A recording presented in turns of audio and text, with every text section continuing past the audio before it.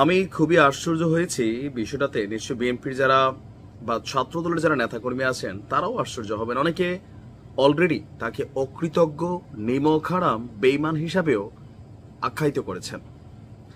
গেল কয়েকদিন আগে ঢাকা বিশ্ববিদ্যালয়ের ছাত্রদলের একজন নেতা শাহরিয়ার আলম সাম্য, সাম্য শব্দটাই আমরা সবাই পরিচিত। তো সেই সাম্য আপনার আত্মাইর বা দুর্বৃত্তদের ছুরির আঘাতে মারা গিয়েছিল, নিহত হয়েছিল।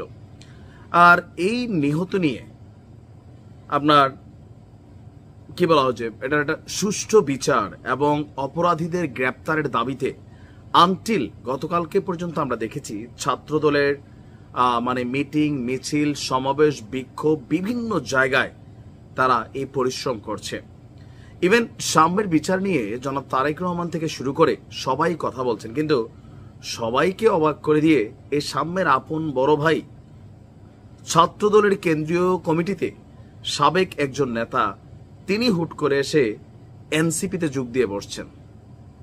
এটা আসলে কিন্তু রাজনীতির সৌন্দর্য হলেও বিএনপির কাছে এটা একটা বড় ধরনের ঝটকা। ইভেন যে চলমান আন্দোলনটা, এটার মধ্যে একটা ইস্যু হয়তোবা তৈরি হবে, কারণ অলরেডি এটা নিয়ে মিডিয়া প্ল্যাটফর্মে ছাত্রদলের নেতাকর্মীরা যথেষ্ট ক্ষোভ প্রকাশ করেছেন। দর্শক, সাম্যর বড় ভাই সর্দার আমিরুল ইসলাম সাগর, তিনি জাতীয় নাগরিক পার্টি এনসিপিতে গতকালকে যোগ দিয়েছেন। রোববার গঠিত এনসিপি ঢাকা মহানগর উত্তর সমন্বয়ক হিসাবে যে কমিটি আছে সেখানে তাকে সদস্য করা হয়েছে। এই আমিরুল ইসলাম সাগর ছাত্রদলের কেন্দ্রীয় কমিটিতে মুক্তিযুদ্ধ এবং গবেষণা বিষয়ক সম্পাদক ছিলেন। 2017 সালের আগস্টে তিনি ফেসবুকে শেখ মুজিবুর রহমানের প্রতি শ্রদ্ধা জানানোর পরে তাকে বহিষ্কার করা হয়। এগুলো আমাদের মধ্যে রাজনীতিতে আছে। তবে 2019 সালের 17 এপ্রিল তার বহিষ্কার আদেশ প্রত্যাহার করে সাগরকে সংগঠনে ফিরিয়ে নিয়েছিল ছাত্রদল।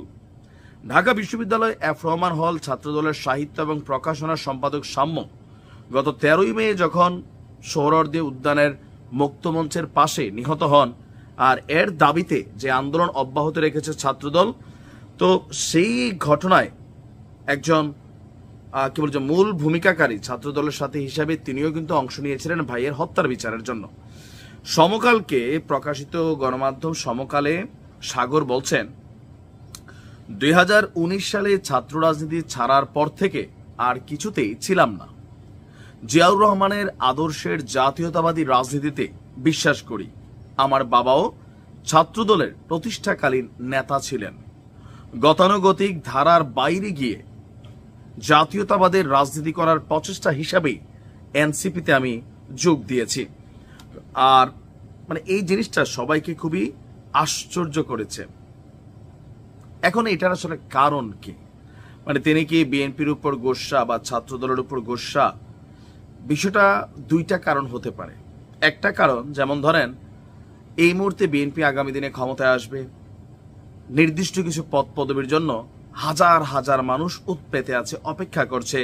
অলরেডি বিভিন্ন জায়গায় হত্যা, মারামারি, পিড়াপিড়ি, দুই গ্রুপে কোপাকুপি, এগুলা কিন্তু চলছে।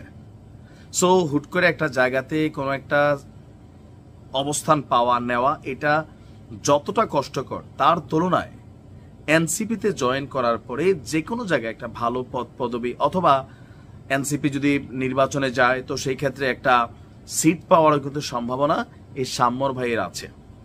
এটা হচ্ছে কেউ কেউ বলছেন যে বিষয়টা এমনও হতে পারে। আবার অপরদিকে মানে যখন তাকে 2017 সালে বহিষ্কার করা হয়েছিল, এটাতে তিনি অপমানিত হয়েছেন, সেটার জ্বালা তার অন্তরে থাকতে পারে। যদিও 2019-এ তাকে নেওয়া হয়েছে, কিন্তু তার বক্তব্য 19-এর পরে তিনি কোনো রাজনীতিতে আর জয়েন করেন নাই, বহিষ্কার আদেশ প্রত্যাহার করার পরে। তো সেই জায়গা থেকে হতে পারে ভেতরে কোনো ক্ষোভ, গুসা। তবে ছাত্রদলের নেতাকর্মীরা বলছেন যে যার জন্য করলাম চুরি সেই বলছে চোর। তবে তিনি চোর না বললেও এই কাণ্ডটা সারা বাংলাদেশকে অবাক করে দিয়েছে। এখন এটা কিভাবে ঘটলো, কেন ঘটলো, কি হইল, সেটা হয়তো সময় বলে দিবে। ভালো থাকো।